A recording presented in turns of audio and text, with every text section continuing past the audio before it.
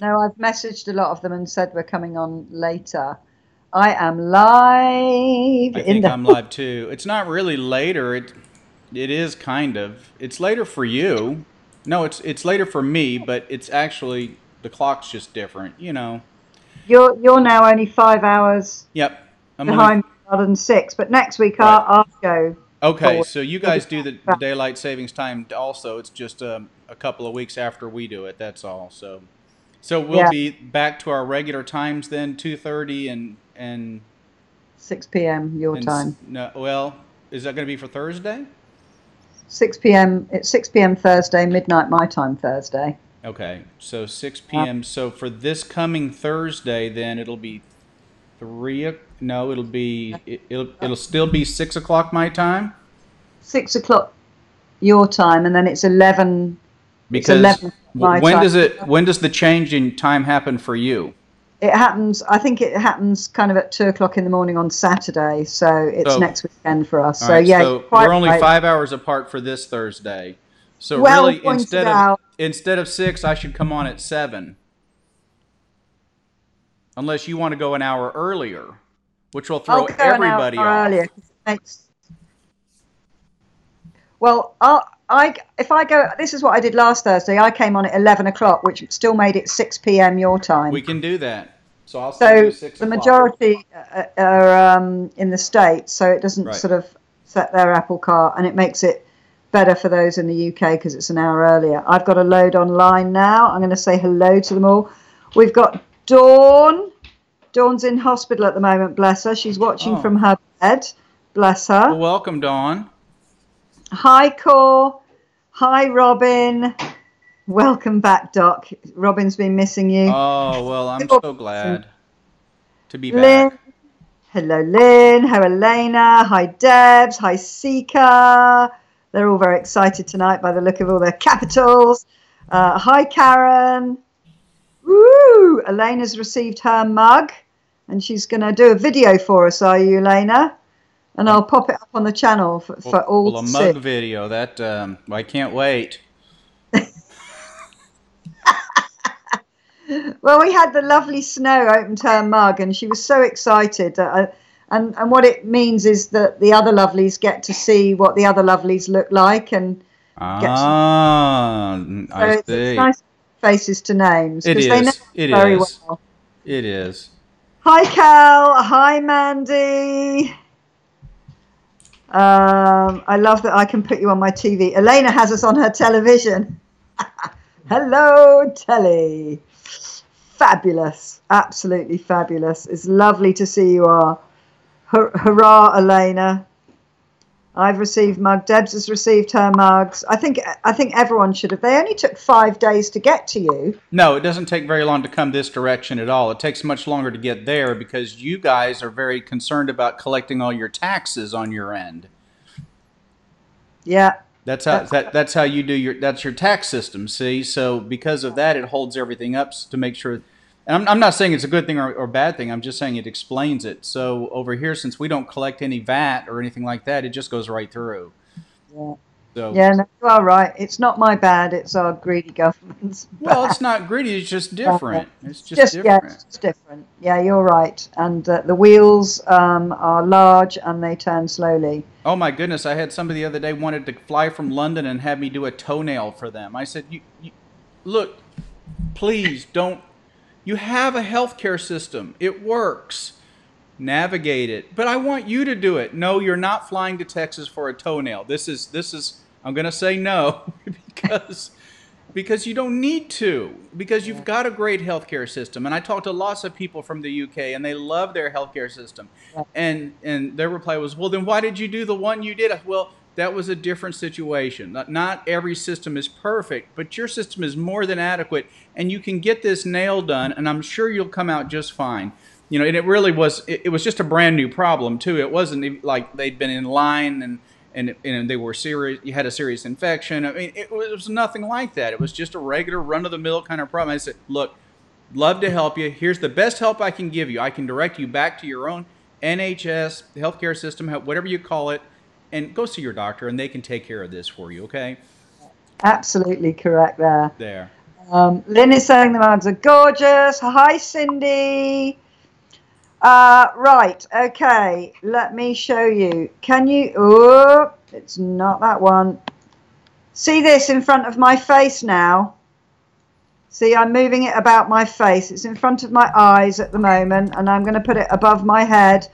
That link at the bottom, www.loveyourlife.love, is where you can order the mugs from, Mandy, okay? I might scare everyone and crack your screens, Elena. She's just hysterical, Elena. We think she should be a stand-up comic. Hi, Bonnie. Hi, Chris. It's Chris Badger. Fabulous. Fabulous, fabulous. So let me get this in real quick. If I owe you a coffee, if I owe you a Sue's Lovely's coffee cup, I have them. I have lots of them. They're here. I put on the screen on my channel my email address. I just need you to send me an email with a physical postal mailing address, and I will send it out to you. I just need an address, okay? So if you were part of that little promotion that I did and you ordered something from me, and I said if you order today right now between the hours of whatever and whatever, just wait, there's more. And you bought something and I owe you a coffee cup, you know who you are, I have a list of names, send me an email and I will put this in the mail probably to you tomorrow. So I just need to know if you'll give me that address. I just need to know that and I can get it out for you. The DW will take care of that right away. Okay, promise? And this is Jack's email address, johngilmoremd@mac.com. That's right, and it's on the screen here. If you're on my channel, you can see it, or Sue just said it. So anyway, I have a list. So if you didn't, don't try to sneak. You know, I kind of have a list. So what are you saying? What are you saying? You know what I'm saying. There's always one out there. Always one.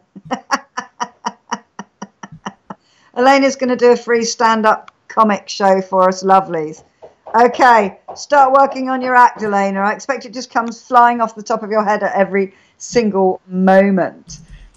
Actually, is there anything that you have? Because obviously you've been away and we've been chatting about all sorts of things since you've been away. Is there anything that you wanted to talk about particularly? No, you sent me a list of things that you wanted to talk about, though, and so I thought we could just incorporate that into this discussion today. Number one was how did this all get started? So why don't we just use this today, and you can record it. Can you record? You're recording now, aren't you? Yeah, I suppose the call recorder is putting it there. But I think we need to just do those as little 10-minute ones so that we can put them up. Oh, you want to do them separately? You don't want to edit it out? Oh gosh, I could try and do that. I could try and do that. It's just that nobody can find anything. I've been like pouring through my video. In fact, a lot of people. We talked about bereavement actually a week or so ago. And a lot of people, we talked about the fact that you'd spoken about unresolved grief. Mm-hmm. And everyone was like, what video is that on? What video is that on? Anyway, it took me a while, but I found it and mm-hmm. I've sent it to several people. And one of our lovelies has made an appointment and is going to see a bereavement counsellor. So your talks, that's done some good already. So it's just the not being able to find things, and I think it would be really good to record them separately, but we can talk about them, obviously, and I can see what I can do, but I am not a very good video editor. What on earth has happened? My phone's just switched itself off for some reason. So the answer to your question then is we just took some time off. Abby had, spring break. She had a week for spring break, what we call here. And she had the weekend before and the weekend at the end. So we took the first weekend, and we have some friends who have a beach house, and they were off to see the mouse, is what we like to say, the Magic Kingdom. They were at Walt Disney World, and so said, go ahead and use the beach house if you like. So we did for the weekend, And then I came back, and we all came back for 3 days, and they just, the DW and Abby, they just worked on things around here and did stuff. And I worked Monday, Tuesday, Wednesday. Then Wednesday evening, we went back down, and Abby brought a friend with her, and we had Thursday. They didn't want to get out of bed and get up and do stuff, and I went out and went fishing and just had a just beautiful day. Weather was perfect. The flounder were biting all over the place, and I caught all kinds of flounder. That's all I was catching was flounder. It was amazing. But of course, I catch and release, and I had some pictures, but I've already deleted them. Sorry, guys. You don't want to see pictures of flounder anyway, right? Maybe you do. I don't know. But anyway, so it was just a marvelous day. Got plenty of sunshine and had a good time, and then went back and Abby was going to go out on Friday, and then in comes this northern cold weather, and we ended up with 25-mile-an-hour winds and a 20-degree temperature drop, and so we ended up finding fun things to do around Galveston that did not involve being on the water. But we still had a great time. We really did. It was a good break, and I got those last 2 days of the week off, and that was nice. And so I missed what 1, 2, 3 of our meetings, and then for some reason I had a medical meeting that I didn't even know about with one of our groups that we work with on Thursday, this last Thursday, so I couldn't make it. So anyway, so here I'm back. You're back in town, which is fantastic. The only thing I did different for all of that was I skipped one of my fasting days. I skipped the Thursday that I was fishing, but outside of that, everything else stayed the same. Plenty of fresh air, sunshine, whole food, plant-based eating. I need to work a little bit on mushrooms. I think I got behind a little bit on the mushrooms, but outside of that, everything else looking pretty good, feeling good. Doing fantastic. Yeah, I've been kind of eating a lot less. I fasted on Thursday unintentionally. I just didn't get around to eating anything. So when it got to the evening, I thought, why don't you just fast today, you idiot woman?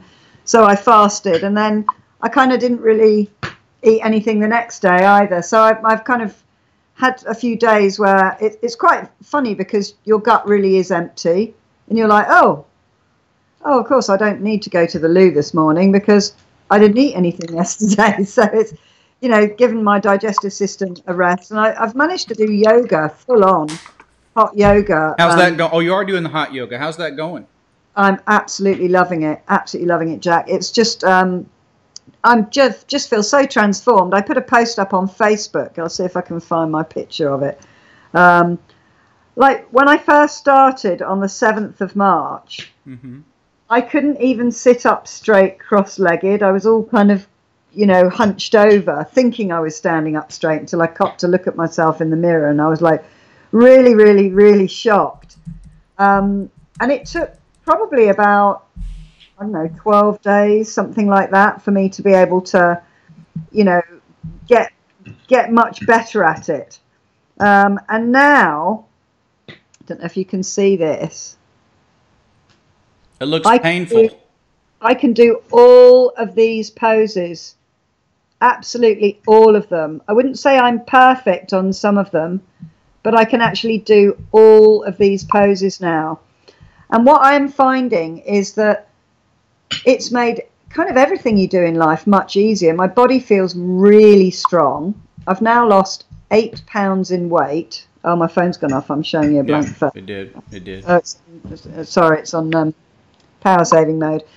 But things like washing the underneath of your feet in the shower, putting a pair of socks on. I don't even have to bend down to put my socks on. I just lift my knee up to my chin and just put them on. Okay, when you're in the shower, are you sitting down when you do that? No. When you wash the bottom of your feet? Okay, well, so can I ask you to please do me a favor and not stand on one foot in the shower with soap and wash the bottom of your other foot? That's a great way to get a concussion. Okay. Okay? Don't do that. Don't. Okay. Please don't. If you have, some people have little stools and places to sit in the shower. That's different. You can sit and do that. And I realize you're just trying to demonstrate your flexibility, but I have to deal with people on the other end of those kind of things where they, whoops and straight onto the head. So Fair the enough. bathroom is one of the most dangerous areas in the world. Yeah, it is. It is. I promise you, I am incredibly cautious because I'm the daughter of my father who spots a possible accident happening from 5 weeks previous. So there is no soap in the bath. I'm like autistic about it, but I take your point. So nobody Right. be trying that at home.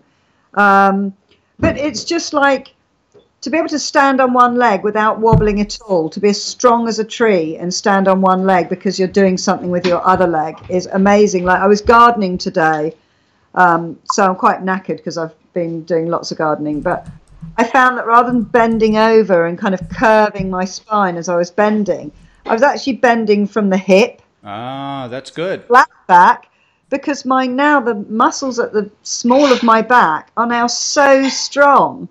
I'm not stretching them and kind of unsupporting them. And I'm able to kind of like lift my tailbone up so that it supports my small of my back. And just like when you're pulling out into another lane driving, I'm just able to completely turn around without having to kind of like use my momentum to get my head back. I can just like turn around. My balance is so much better.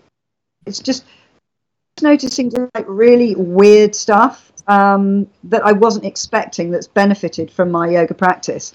And I'm absolutely loving it. I feel a lot better and really much more physically strong. I've locked this in. I'm going to get a benefit now. Okay, no, darling. Winky's not very well. Oh, well, sorry to hear that. Good night, Wink. Oh dear, he doesn't feel very well at all. I don't know what that is. He hasn't got a temperature. I felt Yeah.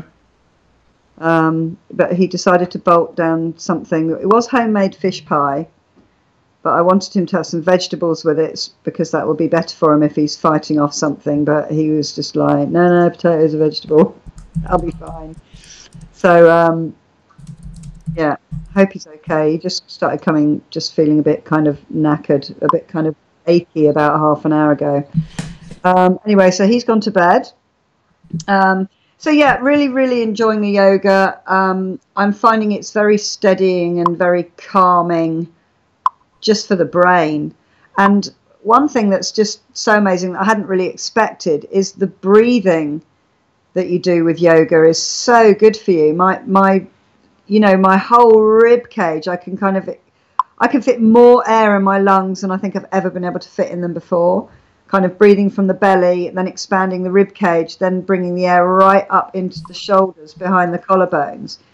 And it's really calming because what I found out, and obviously you'll know this, but I didn't know this and I was all very impressed, is when you breathe in, your heart rate goes up a tiny little bit. But when you breathe out and slowly, it lowers your heart rate. So it calms you down as you're breathing out. We teach that as an anxiety relieving method. Slow breathing and breathing techniques can actually slow the heart rate and relieve anxiety symptoms in patients. So breathing is, yes, absolutely. So yeah, you're right. We understand that there is a link, and you're experiencing it. I still like that Huff Verhoeven breathing technique thing that you were telling us about that time. I did that once. It was amazing when I did that after I was finished, I felt like I could just sit there and not breathe at all. I felt so over-oxygenated that I didn't need to breathe anymore. It was an amazing feeling. But it is amazing. It's like yeah. When I do it, I don't need to take another breath for just over 2.5 minutes. You're just there, just experiencing all the oxygen that you've created with your own lungs. It's pretty amazing. I'm going to be doing a lot more of that, actually. I want to work into the morning routine because when you've got every cell in your body packed full of oxygen, really sets you up for your energy for the day. He's just actually done a video about like press ups. He said, you have how many press ups that you can do in a minute or whatever. and how that feels on your body. And what he does is he gets everyone to do the Wim Hof breathing method. Mm-hmm. And on the exhale, so that you're not breathing, to do the press ups. And you literally, everyone can just go faster and harder and longer because their muscles are so full of oxygen. So it's really amazing, actually. Really, really amazing. It's so the breathing part of yoga is something that, you know, it's all about, oh, yoga body. And, you know, I love doing it. I love stretching and I love twisting and I like kind of engaging my muscles and kind of feeling the burn from it. I find that quite a pleasurable sensation. But I hadn't found the breathing and the whole kind of like calming thing of it all.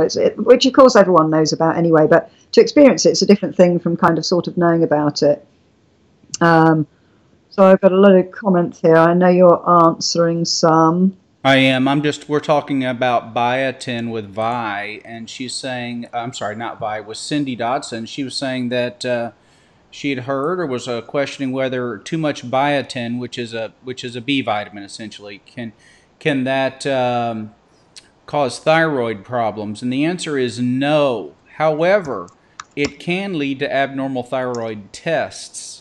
So it will fool your doctor into thinking there's something wrong with the thyroid when there's in fact not. So that's the only. That's interesting because Yeah, I it have a is. question about thyroid as well. I got one of my lovely. She can't come on because she's not feeling very well. She was listening to a meditation thing to go to sleep. She's really not feeling very well.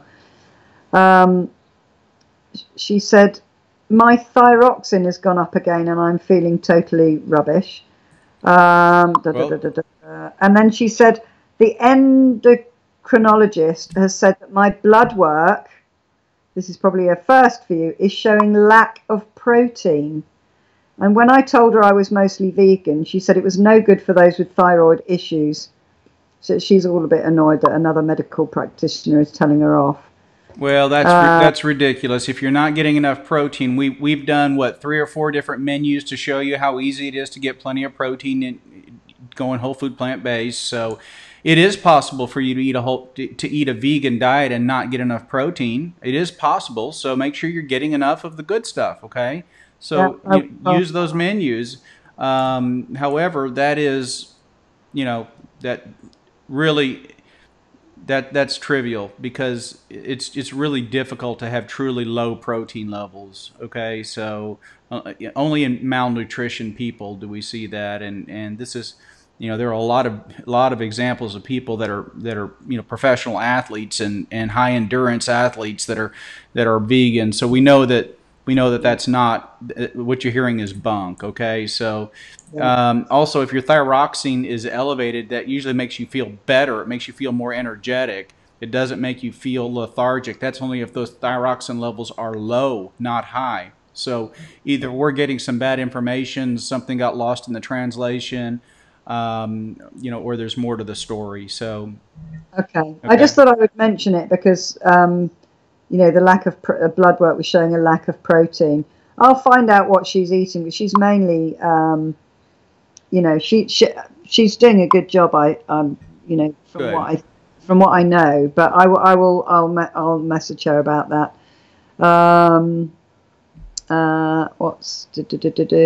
Let's see the comments I got here. Oh my goodness! I got to tell you this. This Sherry, this was directed at Cindy Dodson, but this is amazing. And I'm presuming, Sherry, that your comment was made by a doctor, but it was suggested to you that your cholesterol was high because of virgin coconut oil you were taking. Is that right? I mean, folks, you don't have to go much past the 3rd grade to understand that there is no cholesterol in plant food. You can't get elevated cholesterol from coconuts. It's impossible. There is no cholesterol. Cholesterol only comes from animals. There's no cholesterol in plant products. There's no cholesterol in trees, coconuts, papayas, oranges, grapefruits, lemons, apples. I don't know. Fill in the blank. There ain't none. It can't happen. Oh my goodness. Also, hello. Hi, Gary, Snow. I don't. I'm so embarrassed for the medical profession sometimes. It just blows me away. You're eating that coconut oil. That's jacking up your cholesterol. Go back to school. These are I people know. making real decisions with your lives, folks. I'm really concerned.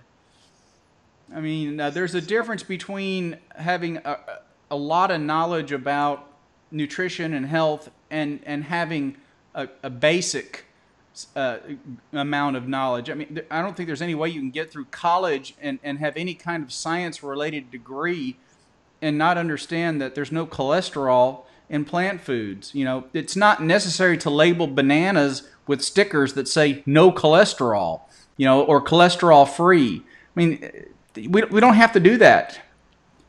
Never mind. Don't get me That's going. I'm just my first day back. Don't get me riled. I know what you want to do. You want to get me riled up.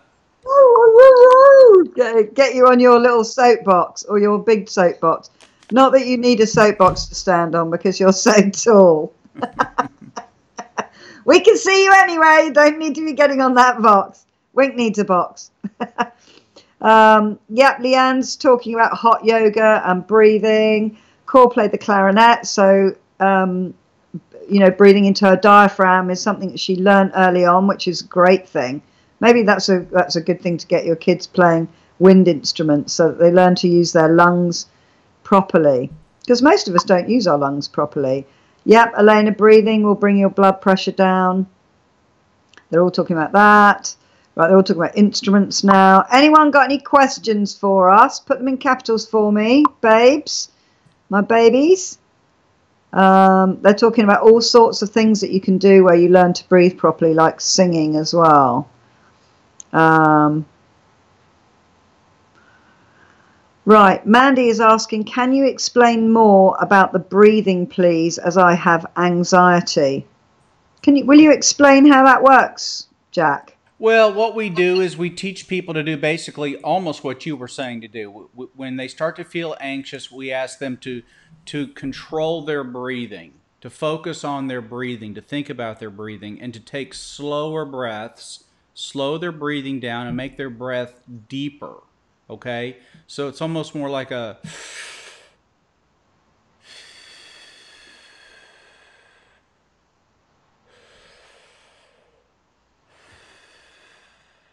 Okay, so what we ask you to do is you're feeling anxious, you're having all the tingling in your fingertips, numbness and tingling around the lips, dry mouth, blurry vision, heaviness in the chest, palpitations, racing heartbeat, nausea, sometimes tingling in the toes even. And so what we ask you to do is to slow down your breathing. So that slows the heart rate down like you were saying earlier, but it also will slow down the process of the body eliminating too much carbon dioxide, okay? So you're blowing off too much CO2 and you're becoming alkalotic. And as a result, you're starting to feel these symptoms that are part of the anxiety. So we ask you to slow the process down. By slowing the breathing down, you hold on to more of your carbon dioxide and it is relaxing, okay? I hope that helps you. That was a really good explanation, actually. That was really interesting as well. Snow is asking, were you talking about biotin like what's in hair, skin, and nails? Yes, I think that's what Cindy Dodson was saying, that she was told that the biotin was causing a thyroid problem. Well, biotin does not cause thyroid problems, but in some cases, there is information that the biotin can lead to a falsely abnormal thyroid test, either falsely abnormally elevated or falsely abnormally lowered.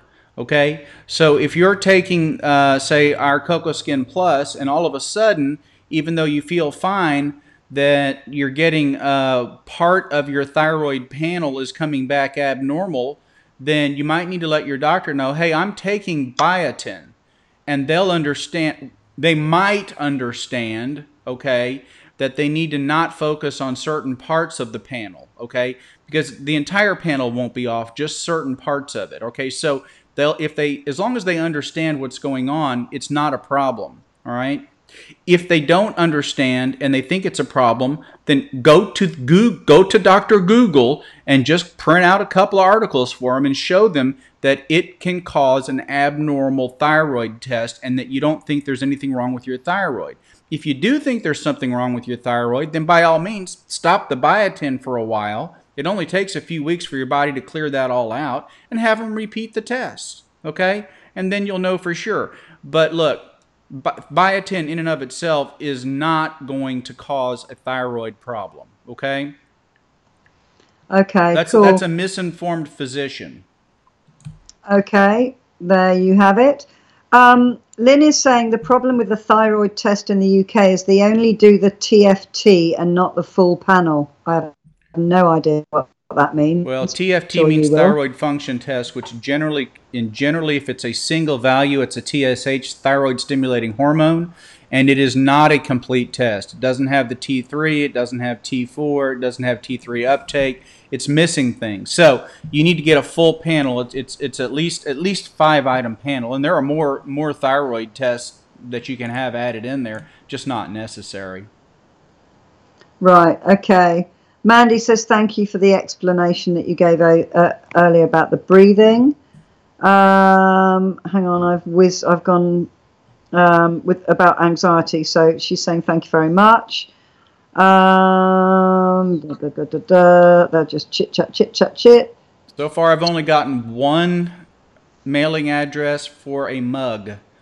So let's remind you, if I owe you a mug, I need you to email me with your mailing address so I can send it to you directly. I have them. Okay, just another reminder. Do that. If they're like me, they won't be able to email you and be on this at the same time. That's okay.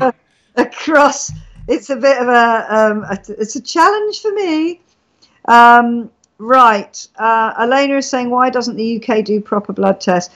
Basically, what happens in the UK is we do not generally do blood works like you lot all talk about all the time. I feel very jealous because, I don't even know my blood group. So we just don't do that as a standard thing. I think if you're not very well, they would do a full blood panel.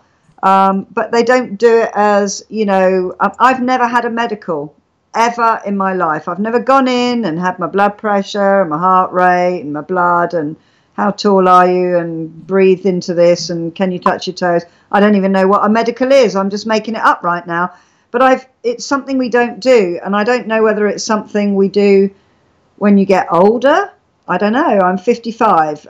But it's just something we don't do generally. And when I rang up a private medical thing to find out if I could have blood works done, it was going to cost something like £300. So let me ask you this: do you have more health fairs? Do you have health fairs where they do random glucose checks to find people with diabetes and random cholesterol checks? I mean, we even have those things where we'll have health fairs, or surely you have people donate blood in the UK. Most everywhere, if you donate blood, they'll tell you just as a courtesy what your blood type is. Oh, right. Well, I have donated blood, but I didn't even ask. You didn't ask, okay. No, we were just trying desperately to get the blood to come out of my veins because it just takes forever. I have to do that all the time. It's green, right? Isn't your blood green? Yes. Yeah, it's why my hair's green. That's right. And so I think that's a clue as to your blood type. It's G positive. That's your blood type. C positive. Sue positive. Yes, I would never put you on your blood type. G positive. G positive. All right. Hi, Chrissy babes. Right.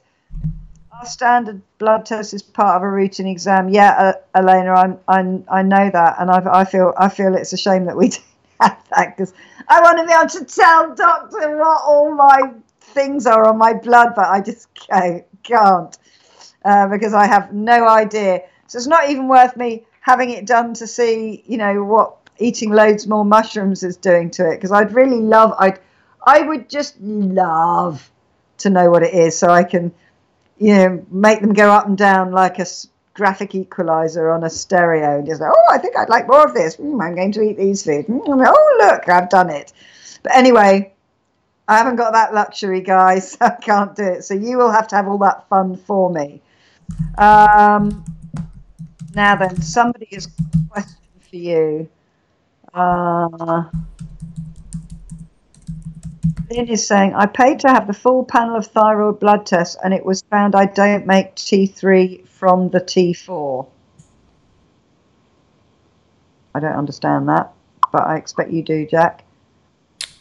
Right. Well, we have different forms of thyroid hormone. Okay, some are more active than others, and so that's why a thyroid panel is actually very useful to have more than just one level, right? Okay, so in some cases we do actually add not just T4 thyroxine or levothyroxine, but we'll add triiodothyronine, which is T3. So we have a T3 product. For some people, we add T3, and some people, for most people, we can just treat with T4, and the body will convert.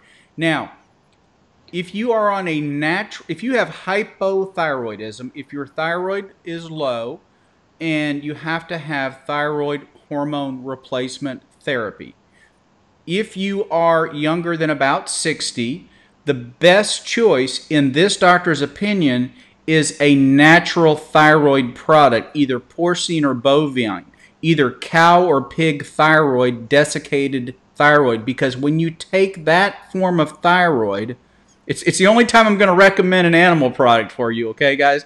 When you take that as your thyroid, you get T3 and T4. Okay, does that make sense? You get it in a natural form, and it's best if you break the dose up and you take half in the morning and half in the evening. Now, if you take synthetic thyroid like Synthroid, which is the old standby, right? But now there are lots of generics out there too. Then your body has to convert part of that into the active form. But most people do a good enough job with that where it's not important to worry about specifically T3 levels. And the nice thing about the synthetic version is that it can be taken once daily just fine for most people. For some reason, we don't, and it's really the evidence. I'm not really certain why, but most of the guidelines for therapeutic prescribing don't recommend the natural thyroid products for people later than 60, 65 years old. I'd like to know why. That's a question that's been in my mind for some time. I've never been able to find the answer. Synthroid versus Armour is absolutely correct, Robin. Armour and Nature-Throid are two brands of the natural animal-based thyroid products here in the U.S.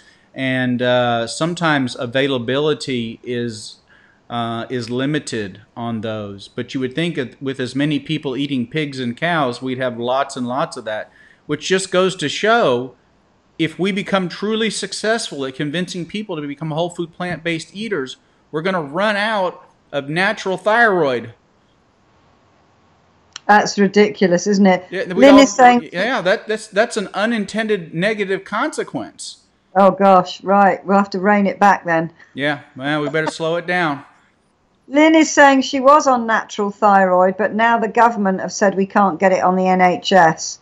So basically, you need to pay for it if you want to have that. Because I think that's ridiculous.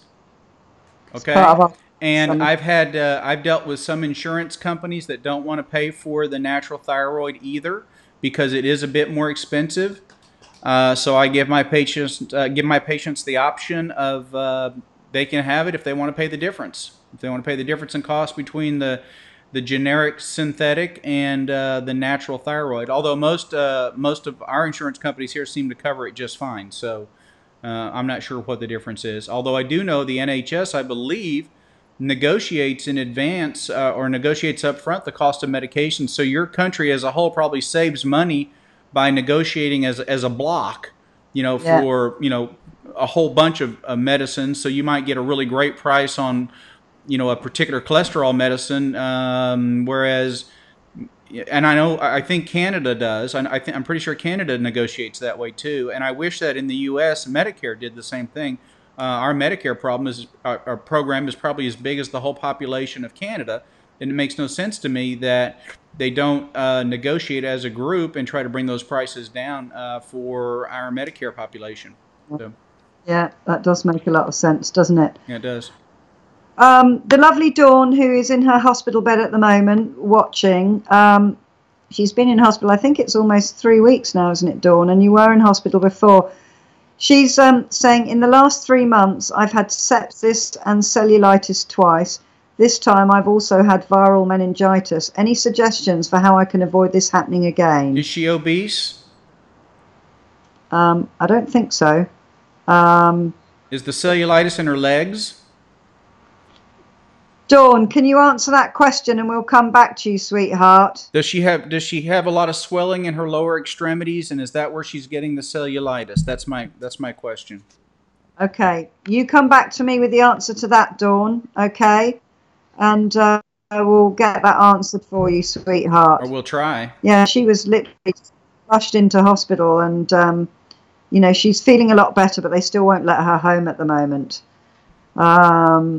So what's happening, Leanne? Something.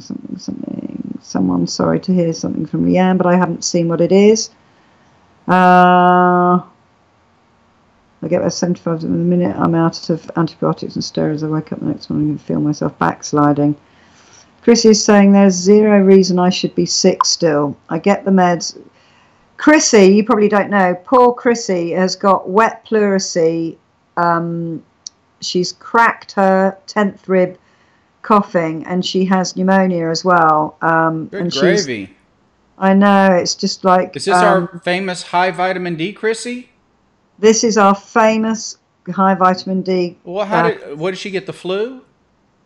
I don't know what she got to start with. I've been gone too long. I mean, you're not supposed. You were well when I left. I know. I expect you to be that way when I come back. She's saying... I blame this on you, Sue. I just want you to know. I left them in your charge, and she was well when I left.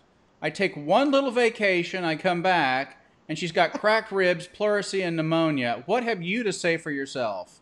Well, this is unacceptable. I have been explaining what it feels like to have pleurisy. Is I've had that, but I had dry pleurisy. But I've explained the difference between that. I've been like little Dr. Sue while you've been away, but I have been going. But as you know, I'm not a doctor. I've been saying that all the time. But you know one in Texas. Jackie's proud of me. Just say, I'm not a doctor, but I know one in Texas. So let me tell you what I think. Yeah, and I think this is what Jack would say. No, I haven't said that. She's saying, I get the meds and I get about 75% better. And the minute I'm out of antibiotics and steroids, I wake up the next morning and she can feel her health going backwards again. What do you think she's not on a long enough course of antibiotics? I'm not sure what's wrong with her. I'm not sure if she's dealing with a serious virus. If this started out as the flu and she's got flu pneumonia, it's just going to have to run its course and she'll probably need to be on steroids longer. If she truly has bacterial pneumonia and she's been sick this long, she probably belongs in the hospital. But my guess is she doesn't. My guess is she has a viral pneumonia of some kind and she's just having this perpetual cough. And we deal with this. I've had some patients that have been in and out over this long winter that we just got them over their viruses, and then in blew all the pine, oak, and cedar pollen, and they're all back in with, Doc, I just got over it and now I'm coughing again and people think I've got the plague. And it's like, don't worry, I'll put you on, I put them on prednisone. I put them on a 20-day taper dose of Dr. Gilmore's prednisone taper. I invented my own taper, so I give it to them, and usually they don't come back until the next season after I've given that to them because it works so well. But sometimes when you have pneumonia and you have a viral pneumonia, it can literally go on for 4 to 6 weeks. Yeah. And if you're retaining fluid in your lungs, one of the best things you can do is you can work with a respiratory therapist, and they can try some postural drainage with you where they turn you and then whack on your back and help you cough some of that sputum up. Take Mucinex, which is a decongestant. Be sure, whatever you do, if you have viral pneumonia or you have pneumonia, do not take an antihistamine, please. I beg of you. if you get one thing from this conversation today, if you have pneumonia, don't take an antihistamine like Claritin, Benadryl, Allegra, Zyrtec. Those will thicken the mucus and make it stick. You'll have tenacious mucus and make it very difficult to get rid of the sputum you need to remove. So get yourself Sudafed if you can tolerate it, or Mucinex if that's the one that you need to use. But you get some kind of decongestant and drink lots of fluid so you can cough this stuff up, okay? Use cough syrups or medications to help you sleep, and take your medicines. And you know, sometimes it just takes time. Most often, if you have bacterial pneumonia and you've got pleurisy and you're hypoxic, you need to be in the hospital. But it sounds to me like what Chrissy has is probably not bacterial. It's probably viral, and that's probably why the medicines don't seem to work. And the only thing that makes her feel better is the steroids, because they're keeping the inflammation in the lungs down. So I would say she probably just needs to be on steroids longer. Make sure she's using her inhalers. Okay, if they've given her albuterol or Xopenex or something like that, make sure she's doing a good job of getting the inhalers, getting the medicine into her chest, not just in the mouth. It has to go all the way in. Okay, and use a cool mist humidifier. That can sometimes help, you know, with the lungs. And if need be, you know, stay on those steroids. Thank you very much indeed. I've got the answers back from Dawn, who's in hospital. You asked her about whether she got the swelling in her leg. She said, yes, in my leg. I have lymphedema too from age 16. And she says, yes, I'm a curvy lady. Okay. I spent 8 or 9 weeks in hospital in the last 3 months. So that's her problem. And her problem is that she's not mobilizing fluid well enough. And as a result, she's got what we call lymphedema, which means that she has a lymphatic system. We all have a couple of circulatory systems, right? We have one circulatory system that moves blood throughout the body. We're all familiar with that one, right? Sue's is type green positive, right? But there's another circulatory system that we have. It's called the lymphatic system. And as blood is being pumped into the lower extremities especially, some of the fluid will leak out. We have this continual leakage. Well, that's collected and brought back up through the lymph system that goes through lymph nodes, right?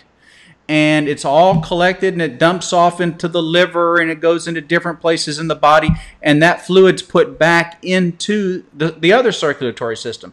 Well, if you have a problem where the lymphatic system is not functioning properly, then you're going to have fluid that pools. It's going to slow down and it's going to hang out, and there are going to be a bunch of different compounds, and bacteria might get in there and they'll hang out and they'll say, hey, let's have a beer. No, I'm having a margarita. Hey, bring some more of your friends in. And the more bacteria that you get in there, the more likely you are to have an infection. And that's all an infection is a critical level of bacteria that the body's immune system can't handle anymore. So people that maintain a lot of fluid in the lower extremities or have lymphedema are more likely to get cellulitis, which is a skin infection under the skin, okay? So whenever I hear about somebody getting recurrent cellulitis, almost always it involves the lower extremities, and if it's both legs, it's usually more of a circulatory problem. If it's one leg, it's usually more of like a lymphedema problem, and sometimes they need to see a specialist who can use a laser and help improve circulation. But one of the best things that we can do once you get the infection taken care of is you've got to get the fluid off your lower extremities. Use wraps, use TED hose, use compression stockings, keep your feet elevated, stay out of recliners. Don't drink fluids with salt. Don't add salt, because if you do, it's going to make you retain fluid. So in these cases where I get especially folks that are, you know, a little bit older, they come in and they've got sponges for legs, and I can put my fingerprints in. Does this hurt? It hurts a little bit. And I'm actually, we call that pitting edema. And when you have that situation, I really work with them. We use diuretics to get the fluid off. We talked to them about not putting the salt in the food, but also using wraps. You can just start at your foot right here, right over here, and you can just wrap with an ace wrap and bring that all the way up, right? And wrap it as high as you can, nice and tight. And it'll help squeeze that fluid out. And if it starts to feel loose after an hour, take it off and wrap it a little bit tighter. The compression stockings, a lot of people don't like because they can be a little bit painful when you first put them on. Plus, it can be very difficult to get them on because they're tight and you're swollen, right? Imagine if you've twisted your ankle and you're trying to get a boot back on, right? Your ankle's swollen up, you can't get your boot back in there. It's the same kind of thing with compression stockings. So I tell people, look, if you can't get your compression stockings on, use wraps. Go ahead and spend $8 and get a couple of good ACE wraps, which stands for All Cotton Expandable. If you ever wondered what ACE meant in an ACE wrap, that's what it is.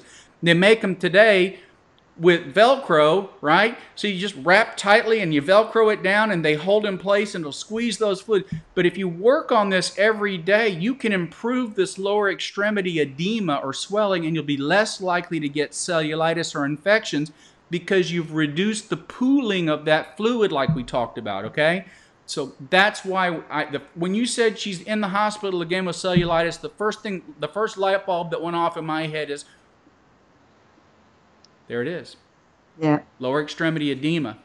That is brilliant. She's just said she's been told twice now she was lucky to be found in time, and it's quite scary for her as she lives on her own. Get wrapping those legs. She needs a button. Help, I've fallen and can't get up button. Okay. There's some advice for you, sweetheart. Right. I have above there. I hope that was helpful. I know that will have been helpful. Right. Mandy, who you talked about the breathing, and she suffers from anxiety. She said she's been getting palpitations when she's resting for no apparent reason. Should I get this examined at my doctor's? Well, if she's just having palpitations or is she having racing heartbeat, they're different. Right, Mandy, if you can answer that question, we will come back to you, sweetheart. So some people, they call palpitations where they can actually feel their heart rate. It feels like it's sort of pounding, or they feel like they're skipping beats. And then there are other people that are just sort of sitting there and they will have, it's just going fast. So different question, different symptoms. One we call tachycardia, and the other one we do call palpitations. And so some of it we can explain, and some of it needs to be investigated because we might need to treat a possible arrhythmia with medication. Right. Okay. That's excellent. Oh, Sandy is saying apparently here in the UK, once we reach 50, we get a well women's check, and then every 5 years. You're behind schedule. You should have already had your colonoscopy too. I missed that telegram. So right, yeah, I really must. I'm in between doctors at the moment because I haven't filled out the forms that I need to. Hi, Linda Babes. Hi, Seeker as well. Somebody else came on that I didn't have a chance to say. My back is doing great. So I know a few of you have asked. Hi, Kerry. How are you doing? Goodness me. Right. Mucinex on generic Mucinex on Amazon. I don't know what that is, but I think you might have been talking about that. Yeah, we mentioned when we were talking about Chrissy's cough. Yeah, we talked about Mucinex and Sudafed instead of antihistamines. Right. Okay. Chrissy said thanks, and she's going to go back for some more prednisone. And Kerry is saying that's fantastic advice. Elena is saying she was shown how to rub her lymph nodes through physical therapy to help kind of the movement of the fluid in the lymphatic system. And that works. That's what they do at lymphedema centers, is they actually will sort of milk the fluid back. But you get the same effect by using wraps or compression stockings. But yeah. Yeah, that's cool.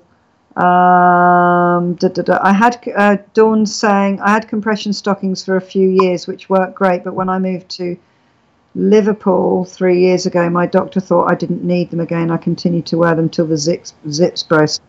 Get some more, Dawn. Get some more, babes. That's my advice to you. You're looking for about a good compression stocking will have about 10 to 15 millimeters of mercury of pressure. I usually recommend, unless somebody has extensive swelling up that goes above the knee, I like them to be below the knee, and I like for them to have open toes. So typically, I will prescribe compression stockings, 10 to 15 millimeter mercury, open toe below the knee. That's usually what my prescription reads. Okie dokes. There you go. And that's at naught. If you didn't get all that down, we're an hour in, so you can fast forward to get that information again. She's going to look into wraps. Yeah, I think a lot of massages, you know, the way they massage the body, it's all to help circulation and the lymphatic system. You know, there's lots of types of massage therapy you can have for that. But I know massage therapy costs a lot of money, but you know, it's working with the body. And I know a lot of the things that they used to do in Indonesia working to kind of get, you know, just to get the blood moving towards the heart, or you know, and all that sort of stuff. So Elena said her doctor also gave her water pills, and it got the liquid off fast. Right, that's a diuretic, and we use those sometimes as well, yes. Okay, there you go. My sister had cellulitis in her ear when her psoriasis got infected. She was so ill. Oh, gosh, Lindsay, I'm sorry to hear that. Sister Gary, yeah. Ada, the lovely Ada. My husband and I were real sick 3 weeks ago. Now we have a cough and spitting out mucus. I remembered what the doc said before, and I've been taking Robitussin. Is that right? DM. Robitussin. There you go. I am absolutely officially pants at saying drug names. Well. Oh, goodness. Apparently in the UK, when you turn 60, you get a bowel screening as well. Yeah, that's too late. That should be done sooner. Oops. Well, I haven't even had my well woman's thing yet. This is no good. Right. Okay. There's I keep the legs heart. Right on Curry. Right. Mandy is saying it's more like palpitations she's getting when she's laying down resting. Okay. Well, she might want to go have that investigated, have an EKG done, or a 72-hour Holter monitor. Most of the time, palpitations don't mean anything, but it is important to get it checked out because sometimes it can be a sign of a rhythm problem. So that's something she does want to go see her family doctor for, and get some tests done. Cool. Lynn is asking if I could please ask you, do you have to take the socks off overnight, the compression socks? That's the best time to wear them, but yes, you can take them off. You can take them off overnight as long as you put them on first thing in the morning. So is it actually good to wear them at night? It's better to wear them most of the time if you need to. All right, so everybody's a little bit individualized and how often they need to wear the compression stockings. Some people with really serious lymphedema need to wear them pretty much continuously. Some people with just mild peripheral edema can get away with putting them on maybe in the afternoon and wearing them until bedtime. Others, maybe they just need to wear them during the day. So everybody's different. What you want to do is wear them enough so that you don't maintain fluid buildup on the legs. So you don't want to wear them more often than you need to, but you want to wear them as often as enough. You want to wear them enough. Cool. So should you sleep with your legs elevated on a couple of pillows or something like that? And that's another thing too. And I usually, whenever I tell people not to sleep in recliners, usually somebody says, "Hey, wait a minute, what?" Because recliners don't work. All right. If you're in a recliner, your rear end is down too low. Your feet are actually not high enough compared to your heart, so you don't get a good return of fluid. So you're like that, aren't you? That's right. So I get a lot of people that come in and they're like, "Well, my feet are up all the time. I'm in the recliner watching John Wayne and whatever." But here's the thing: you can get on a couch and you can put your feet up on a couple of pillows. You can get in bed, put your feet up on a couple of pillows. You can get on the floor and put your feet up on a chair. That works. You know, if you can do that for an hour or so and that'll pull some fluid off and that's enough for you, then fantastic. But generally speaking, that's not enough. So for some of my older patients, what I have to do is a combination of things. I'll have to put them in compression stockings. I'll have to ask them to reduce their water intake because all of a sudden somebody will have told them they're not drinking enough water, and they'll start drinking a whole lot of water, much more than their body, their kidney, and their heart can get rid of. So I'll have to tell them, how much are you drinking? I want you to drink 2 cups less. Whatever you've been drinking, drink 2 cups less. And then I'll give them a mild diuretic to take in the morning to help again with the fluid. But if I can get them to just do the basic things like fluid retention and compression stockings, typically that's enough. Cool. Right. I am not tapping, and I don't think Dr. G is tapping either. They're saying there's some tapping sound going on. My hands are here. Right. Chrissy is asking, how does obesity and leg swelling relate? Well, look, the heart is a muscle, and it can only work so hard. And it has to push blood through whatever amount of body mass we have. And this goes for very muscular people too. So we see people they develop heart failure where the heart can't do the job because it's got to do too much work in these really big bodybuilders as well. So the relationship is the kidneys only work when the heart pushes blood through the kidneys. If the body is way too big, then the amount of pressure by the time the blood gets to the kidneys, it drops off. And so the kidneys don't function as well. And so weight loss is one of the best things that you can do if you're having fluid retention. And it's also why I get to tell these 260-pound bodybuilders that they're obese, and they say, what are you talking about? It's all muscle, doc. And then I get to tell them, guess what? Your heart doesn't care. Gosh, I didn't know that. I did not know that. It's not healthy being that big, even if it's muscle. That's not healthy. Well, we're not supposed to look like that, are we? No, of course not. Most of them are using steroids and to get that big, but that's not healthy. That's interesting because you do hear about these kind of people that are in the gym, lifting weights, and they're kind of muscle bound, if you like. Right. Actually having heart failure, dropping. That's right. They have heart attacks. They have heart failure. They get cardiomyopathies. They get enlarged heart. They get a lot of cancers. Why? Remember how we talked about why it was so important to fast once in a while to stop that growth cycle? When you stay in a continuous growth cycle, cancer cells will pop up and they just start growing, and you never give your body a chance to restore and repair, right? That was on that fasting video we talked about. Yeah, absolutely. Absolutely. Gosh, I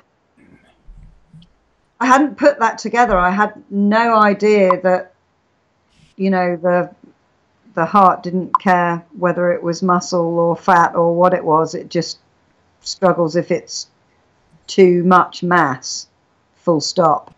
Wow, that's really interesting. Hi, Kel. Right, Kel is saying pretty much the same thing. She learned how to massage and wrap her lower extremities for her lipodemia. Her lipodemia was pretty severe for a couple of years after surgery. Thank you. Right, Mandy is saying thank you so much for all the information. And Lynn is saying steroids really make your weight go up fast. Yeah, I think they do, don't they, steroids? They sure can. They sure can. So I just think, eat as healthily as you can. Do take part in the fasting. Obviously, unless it's a type 1 diabetic that can't fast, isn't it? And That's right. If you've got an eating disorder like anorexia or bulimia. Or if you're pregnant. or if you're pregnant. Okay, none of that lot if you're pregnant. So the more healthy that you can be, the better all of these symptoms will be. And if you can get your weight down, Dawn, sweetheart, that will really help you. And I think the thing is, like Chrissy's been really unwell recently, and in fact quite a lot of my lovelies aren't well at the moment, and my own husband's gone crawling up the stairs to bed feeling all, I don't know what's wrong with him, but I expect he's cold. He doesn't feel hot at all, but I shall see him later. Well, he'll probably be asleep now anyway. He falls asleep in 30 seconds. But the interesting thing that I kind of keep thinking about is how much sicker would the people that aren't very well at the moment be if they'd still been eating processed sugars, processed food, meat products, eating a bad diet. I just think, it's lucky that a lot of you are doing have made lots of healthy changes in your life, because it does help you if you're giving your body some armor to fight these things with. You have more energy to fight illness if you're eating a good diet, don't you think? Well, I think so, but I think one of the things we should keep in mind is the kind of diseases that we're trying to prevent, but with our diet, are chronic diseases, from diabetes to hypertension to coronary vascular disease. We're not talking about the flu virus, guys. You're still at risk. Now, if you're doing the intermittent fasting, then you do have an expectation that you should be less susceptible to these airborne viruses and things, because your immune system will be more supercharged. I haven't had a touch of anything, and I've been seeing flu patients, all day long. It's just been crazy this is the worst flu season I've seen in a decade, okay? Wow. And I haven't even had a scratchy throat.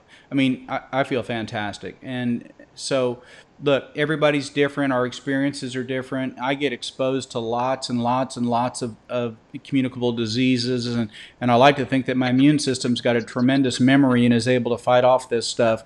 But I like to also think that the fasting that I'm doing is helping as well. So whole food plant-based with intermittent fasting works for me. What works for you might be different. But this, for a lot of you, this is relatively new. And eating, your diet and your outlook are all important. But if you're just susceptible to a certain strain of the flu that has mutated and it's come your way, you're going to get the flu. If you get the flu, get on the flu medicine. The flu medicine works, and rest, get well. The thing about the flu is that I tell people, look, take your Tylenol, take your Advil, alternate them every 3 hours, take the other one. So take 2 Tylenol, 3 hours later, take a couple of Advil, 3 hours later, go back to the Tylenol. So it's 6 hours between doses of the same medicine, but 3 hours between doses of something. And that'll take the aches and pains, the fevers and chills away. You'll get your energy back. You'll feel like doing things. Then drink enough fluids till you have to go to the bathroom about every hour and a half, and stay home and rest. If you don't rest, you're not going to get well. And the ones that stay sick the longest are the ones that try to fight right through it and get right back into their jobs or get right back into activity. They need to rest and get well. And that's what I tell them. So I'll give them a week off from work for the flu. Look, take a week off and get well. Because if not, you're going to be back in here in 2 weeks and you're still going to be sick with the flu. And you're going to think, why am I still sick? I'll tell you why. Because you didn't rest.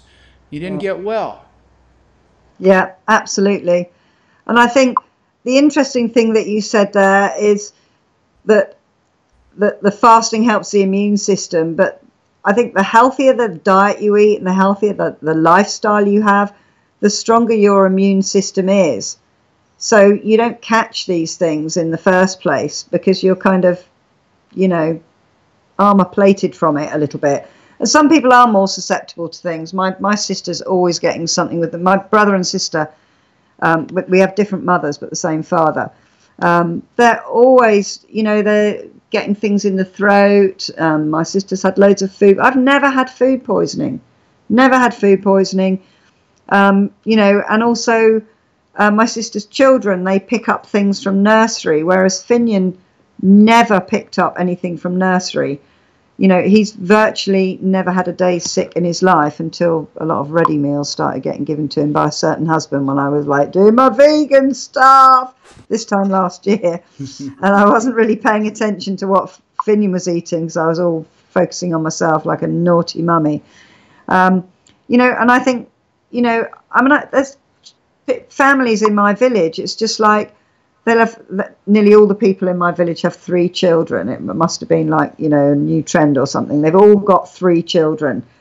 And literally, one kid would have it, then the other kid would have it, then the mum would have it, then the dad would be all right, then the third kid would get it, then the dad would go down with it, and then finally they were back at school, and then one of the kids would get an ear infection, and then another one would get, and literally, I know people who literally their children are ill all the time. You can't put anything in the diary and plan to go anywhere because one of the kids will be sick, and it's just like that. Just must be so exhausting, you know. And everyone's, you know, fairly, you know, concerned about what they, you know, the kids in the village aren't obese. None of the children had Coca-Cola or anything like that when they were at primary school. I don't know what they do now.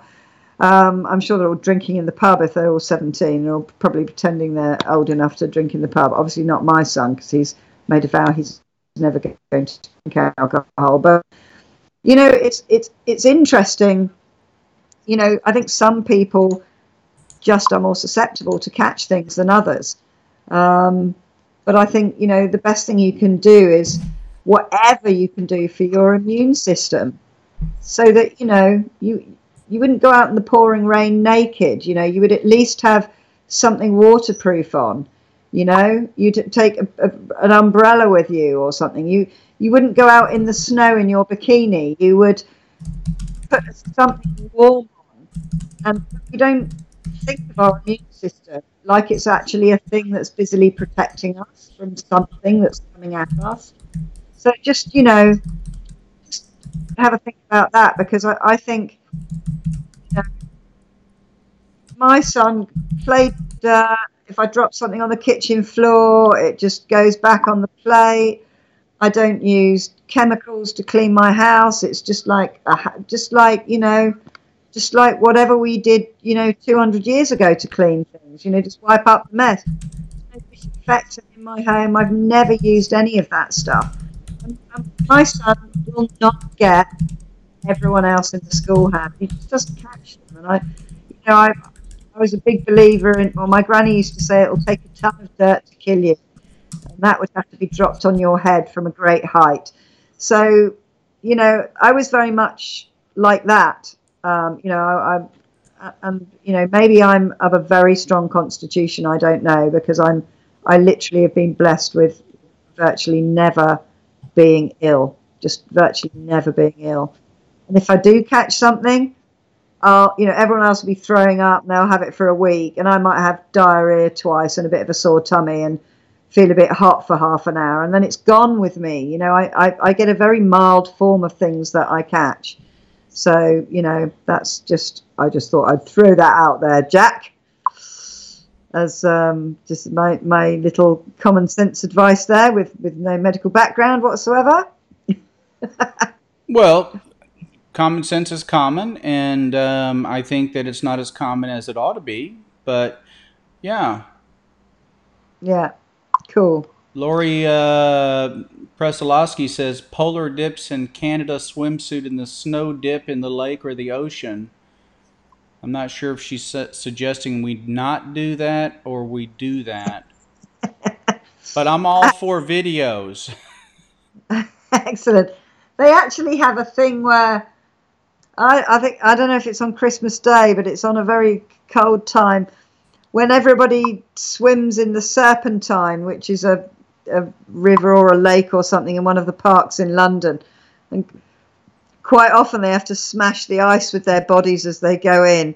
And it happens, they do it every year, this little swim in their trunks in the ice. But, you know, Wim Hof has a whole load of, like, is massively into cold therapy as well. There's been loads of information. That's WIMHOF. He's the breathing guy that we've mentioned lots of times now. Carrie is saying, I feel medication is important as well. Rest, yes, rest your body and mind once a day. Take 15 minutes to yourself. It helps. Dr. G has a great point in resting. Yeah, you know, you can't, just think about it, you know. If you don't recharge your telephone's battery, it ain't gonna work. You know, even our electrical devices. Especially if it's got the flu virus. Yeah, exactly. They're all talking about the flu shot. Of course, I never took your advice and got the flu because I still haven't changed doctors yet. I must do that. I'm just so naughty with admin. Wait a minute. I think I missed a question from Violet. Okay. Hi, Violet. And I'm scrolling back up. I tried to answer questions as I went, but I may need...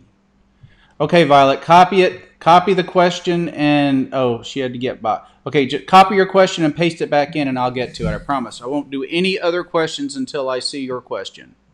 Because I've gotten 1, 2, 3, 4 emails on the coffee mugs. Yeah. So if you have not sent me your email and you think you're due a coffee mug, do it. You need to send it. Mandy was asking about fasting, as in just taking in water. Yeah, that's what we do when we fast. Basically, you wake up in the morning and the only thing that goes through your lips is your toothbrush and water, or something that doesn't have any calories in it, like herbal tea or something like that. And then you carry on like that. And then when it's time to go to bed, you go to bed. And that is like a 24-hour fast. We've been doing 24-hour fast twice a week. Although Jack has done some 2- and 3-day fast, depending on what he's up to. She's Mandy. This is the lady with anxiety that you spoke about. Okay. She's saying so that hopefully I've answered the question on fasting. And how long is it best to do it for? Well, that's a great question. I think everybody needs to kind of decide that for themselves. You can fast a lot longer than you believe you can fast. I can tell you that. If you are underweight, you should probably not fast too often. But for most of us, that's not a problem, right? I would say that starting out, maybe fasting 2 days a week, split out, kind of like what we do. We usually recommend a Monday and a Thursday fast for those that want to fast. And for most people, that seems to work out all right because it gives you the Friday, Saturday, Sunday weekend to enjoy. It gives you a couple of days between the Monday and Thursday to recover.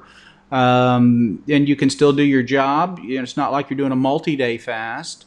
So, for most of us, Monday's a fairly rotten day anyway. Usually, might as well fast. It's Monday. I'm not doing anything else anyway. And then by doing your second one on Thursday, you get it out of the way for the weekend. So it gives your body that opportunity to go through the whole cycle of removing all the glycogen from your liver and using that for energy for that 24, 30-hour period from the time you go to bed until the time you wake up the day after, right? So it's actually a little bit more than 24 hours, more like 30 hours. And then restore everything, and then you go through it again. So your body's designed to do that. And giving yourself a chance to live off of what's in energy stores gives you a chance to lose some weight, number one, if you're trying to do that. But it also gives you an opportunity to stop growing and stop the growth process and to turn on the restoration and repair part of our genetic structure to help fight things like cancers and lipids being too high and help the body remove cholesterol deposits in the arteries and help regenerate the kidneys and a lot of healing can take place. So we recommend it, and we think it's a very important part of being healthy. We really do. In almost every culture, there is fasting. Fasting is taught in almost every major religion. And it is very good for the body. It's good for the soul. It's good for the spirit. It's good for the body. And if you have an eating problem like I do, and you're an admitted overeater, it helps you stay in control of eating. And so it helps me stay safe. It helps me stay where I am right now with my weight, because whole food plant-based doesn't mean I can't overeat. Okay? I can do it. I promise you. But when I do my fasting, it helps me kind of stop. It helps me kind of break that cycle a couple of times a week, and it's become routine for me. It's just part of my life. So tomorrow I won't eat anything. I'll wake up in the morning. I get black coffee. I take my Meta 7 and my multivitamin, and I take some turmeric, and I'll take my baby aspirin and my hair, skin, and nails, and that's it. I may not even drink anything the rest of the day. I may have 1 cup of water in the afternoon, but what's happening is, it's amazing to even think about it. But when you hear the word carbohydrate, do you even think about the part of the word that says hydrate? That's water. When your sugar is stored in your body, it holds a lot of water. So as that's being broken down, you're shedding water. So you're going to actually be producing water while you're fasting. This is what I've learned is if I drink water on the days that I fast, I have to get up at night to go to the bathroom. I don't have to get up any other nights to go to the bathroom unless I'm fasting and I drank water. So usually I might drink some fluids in the morning. I might have an extra cup of coffee, or I might have some tea, or I might just have some water. But after about 2 or 3 o'clock in the afternoon, I won't drink anything, because if I do, I promise you, I will not get to sleep all night tomorrow night. So I just don't. But see, that just goes to show you these people that are doing these keto diets, and they cut the carbs out. So what's their body do? Their body immediately eliminates the glucose that's stored in their liver and all the water that holds. So they may get rid of a gallon of water or a gallon and a half of water. Their first 12 to 15 pounds is just water that they're getting rid of. That's not what, that's just, and I go through this cycle every week, twice a week, and then the next day, as I'm allowing myself to eat carbohydrates again, the water's going back in as part of the glycogen storage in the liver, right? So I like to weigh myself just once a week, the morning after I've fasted, and that's the weight I use. Well, that's the first. That's why all these, I lose X pounds in 1 week doing this thing, you know, and it's water, you know, it's like, you know, and because you lose loads of weight straight away when you start reducing your calorie because you let go of a load of water. You think, oh, this is magic, it works. It's rubbish. It's water leaving your body. You know, it's not fat leaving your body. Somebody has said I'm naughty and I must start again doing that tomorrow. I have no idea what that is about. Lynn is saying, Lynn caught MRSA in the hospital when she had an operation and was under the care of community nurses for a year. It's dreadful. Oh, I'm so sorry for you, Lynn, sweetheart. Wonder Woman is on. Hello, baby. Great. Okay, they're all talking about jumping in freezing water. Mandy's asking, maybe silly question, but how much water should I take in during fasting? Well, I think we've actually just answered that one. You know, it does help as you're getting used to it, because you think you're hungry, and you know, I would say 70% of the time when we think we're hungry, we're probably thirsty, because our bodies aren't very good at telling us we're thirsty. You don't always get a dry mouth when you're thirsty. Sometimes you just have a general hunger feeling, and you know, if you drink a glass of water and then you're not hungry anymore, it means you were thirsty. So I found drinking, it gave my stomach something to do when I was kind of going, oh, I'm feeling hungry. But I find, like, when I did my second kind of almost full day of fasting, I just didn't get hungry at all the next day. I felt like I could have just gone on endlessly without eating. Probably that's a bit of an exaggeration, but once you get past it, I mean, you don't feel hungry, do you, on Monday and Thursday, Jack? No, I don't get hungry at all. Yeah, I didn't get hungry at all on Thursday when I fasted. I was so busy being busy and enjoying what I was doing that I didn't think about eating or doing anything, and then it got to the evening and it was just like, it was about 8 o'clock and I thought, right, I haven't eaten anything all day, I should do something. I just thought, actually, you're not hungry, just let's call it a fasting day. So I've had quite a few of those accidental fasting days, and most of them I've eaten something with a wink in the evening when actually I wasn't hungry. But yeah, I want to get back into more fasting, and particularly with my yoga journey, because I think it will be really good for me, and I think I will enjoy it more even. Okay. They're talking about MRSA. It's a nasty little infection, that is. Just having a look. They're talking about weather. Yeah, you're right there, Lynn. When you go to saunas, you sweat a lot and you lose a lot of bodily fluid, but not weight. So that's another red herring there. Apparently I'm right. Thank you, Snow. It's always good to know that. What time to be right? Have you got any other medical questions? And I know, Jack, you had some questions you wanted to answer, didn't you? I'm trying to type this up right now for Vi. She's getting this really strange reaction to watermelon. I'm trying to understand what's going on as to what could be causing it. Is it an itchy or sore mouth? No, she's getting like a sulfuric burping kind of reaction, but I think she has a hiatal hernia.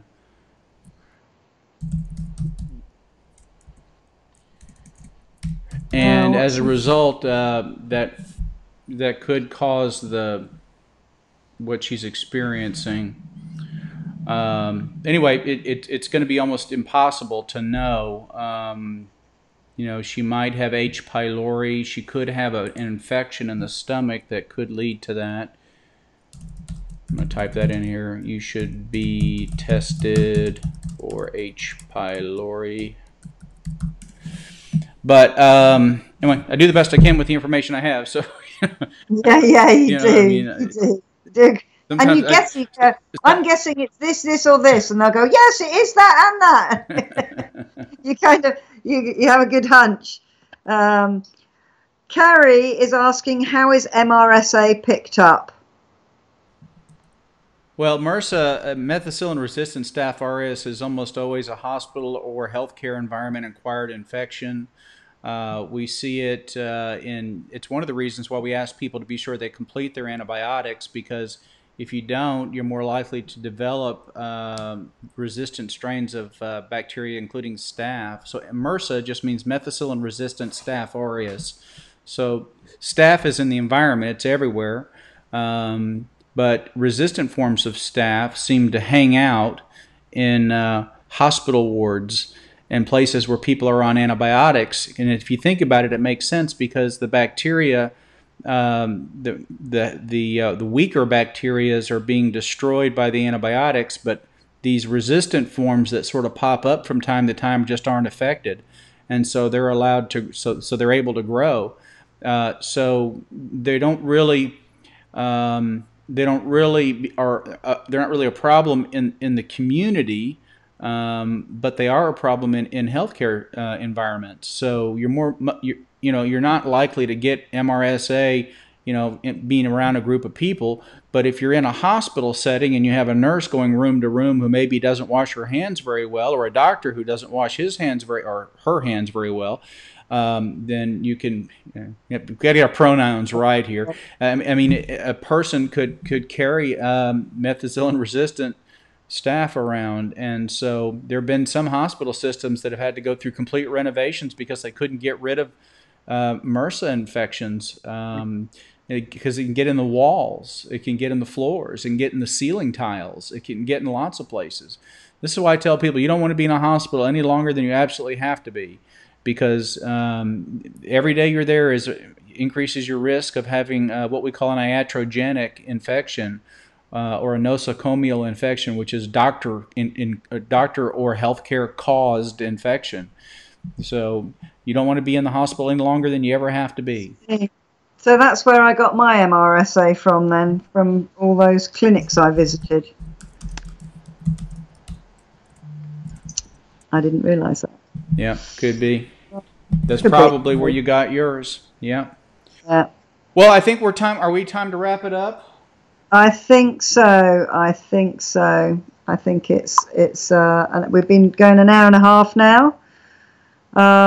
Elena's just asking, have you noticed more MRSA cases from 30 years ago, like now, from like 30 years ago? I haven't been practicing medicine that long. Okay. I'm not that old, thank you very much. What about 20 years ago then? I would say yes. That's how whipped about the place, Elena. Okay, so the difference being is that we have more antibiotics that we reserve exclusively for hospital use to combat these more resistant strains of bacteria.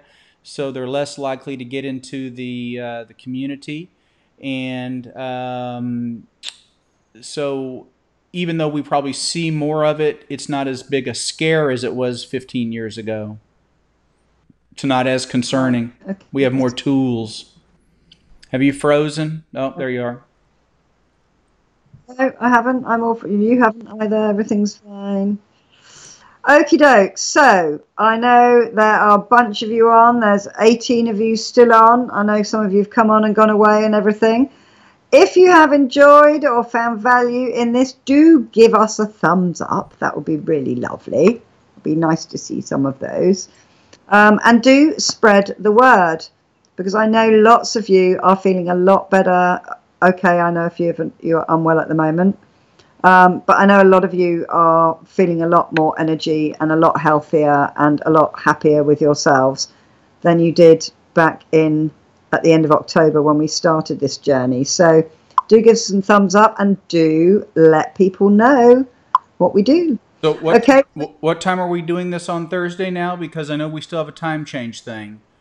Yeah, so we're going to carry on at the normal time. So it'll be 6 p.m. Texas time. Okay. It'll be 11 p.m. UK time. Okay, that's good. Got it. Oh, I've just got a thumbs down. Thanks for that, babes. That was me. That was me. Zuck, you're so naughty. Okay.